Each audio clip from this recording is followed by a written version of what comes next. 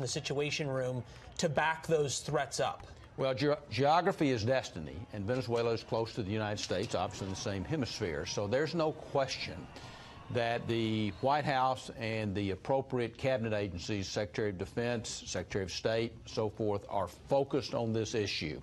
I think that they're handling it again with the proper proactiveness, but also calibration. But I think it's also key that Brazil and Peru particularly have taken a leadership role, as has the Secretary General of the OAS. That helps our U.S. position.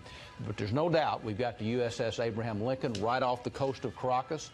If Maduro does something provocative, particularly with our embassy, I think all options are on the table. You've spent a lot of time in Latin America. Where does this head with the military? We saw a two-star general from the Air Force defect, one of the first major military defections. The attaché here in Washington also defected.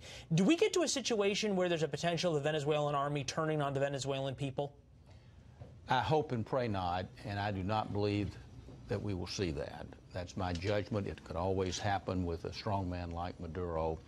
But I think Simón Bolívar, the great liberator of Latin America, had a famous quote that said, "Loyal soldiers will not turn the points of their guns on their own people."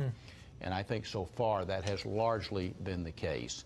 I think what you're seeing is a tipping point, just as you suggested. I think, Leland, the polls almost suggest 95% are in favor of Maduro leaving and having a proper governance take place. I think amnesty will be an important element of that, as will free and fair elections. Guaido's talked about that, the amnesty issue, and to the point of that quote, the Egyptian military held true to that theory as well during their revolution. Mr. McLarty, thanks as always. Leland, always good to be with you.